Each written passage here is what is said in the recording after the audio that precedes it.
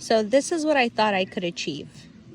Pain, suffering, identity, ego, healing, and there was balance. Well, to get to this balance, it took a lot of work, and the more balance I thought I was finding, the harder and the bumpier the road got. It's like this. On this scale was pain, suffering, identity, ego. So picture a garden. You have thorns, you have weeds, you have grass, you have a whole bunch of crap, roots. You gotta pick it, you gotta make it clean, you gotta make it beautiful. This was my pain and suffering. There was a lot of thorns. Here was my healing garden. So it was beautiful and clear. There was a tree which looks like a bridge from unconscious to conscious, from light to dark, balance, moon and the sun. So what would yours look like? If you had to picture your chaos versus your healing garden, what would that look like?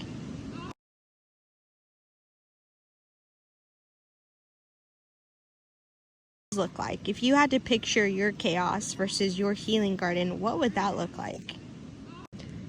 As I was taking steps to create the most beautiful garden, I kept finding weeds and weeds and weeds, and no matter how many times I plucked these weeds, I pretended I didn't even see them.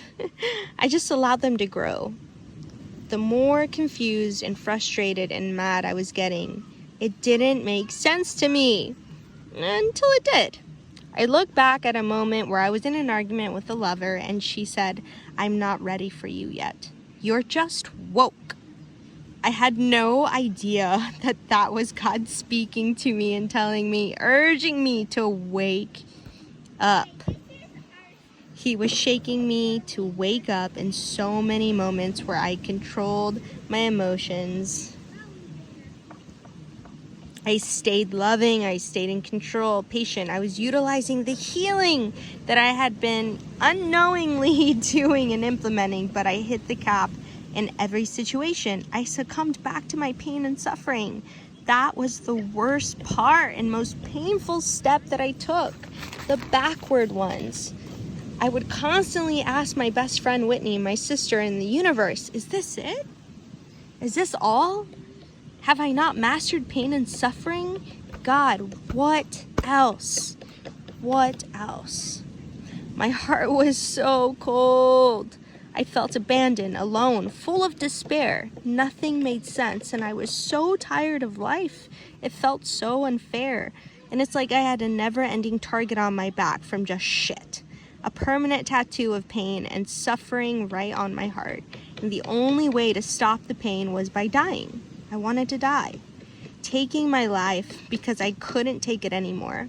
The never-ending cycle of despair, the subconscious attachment to that pain and ego and identity, the demons that lived within me that supplied multiple illusions that added tattoos I never even wanted.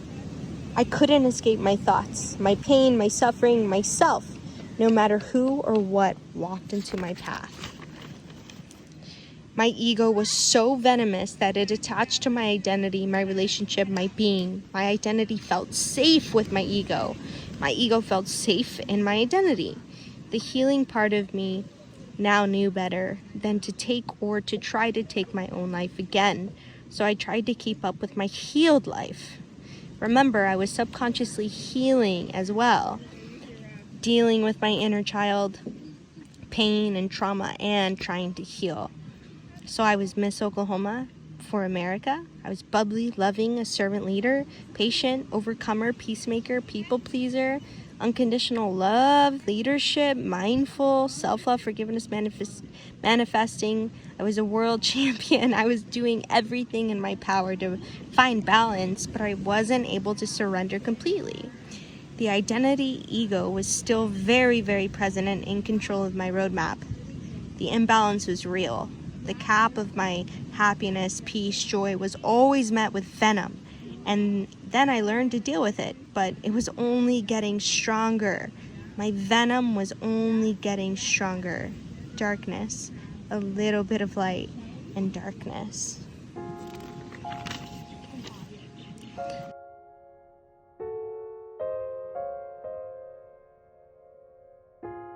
What does your light scale look like? What do you want it to look like? So that's how all of this got started, the journey to self. So this is now how my garden exists. With my permission, love is welcome in any direction. There is space for love, light, peace in my garden. Balance is the flow in which we plant. Honor is the gaze in which we sow. Respect is the essence in which we protect. Unconditional love is the way we exist. We live amongst Mother Earth, who radiates her beaming energy on each and every living force, feeling gratitude with every step, every breath, every blink, every swallow. This garden, this journey, this vessel is nothing and it's everything at the same time. I walk in a garden free, liberated, naked, humble, playful, open, and mindful, and full of life tattoos. I observe myself laughing and running and playing by myself and with generations to come. This garden is not chained or linked to anything or anyone, but instead expanding and creating and manifesting more paths for others to also walk along in this garden. This garden is not my own, but a garden started way before me. I am simply a vessel who is utilizing her green thumb to pave and plant and feed and build and carry abundance to not just this garden, but to Earth, a new Earth. Your garden is within you. You are the creator of all things. You are powerful. You are the author, the painter, the builder, the queen, the king, the artist, the sculptor, the director, the one. You. What does your best, highest self look like? I look like love, peace, success, health, leader. This is my garden. Thank you for stepping into my space of creation. Go be great. I see you.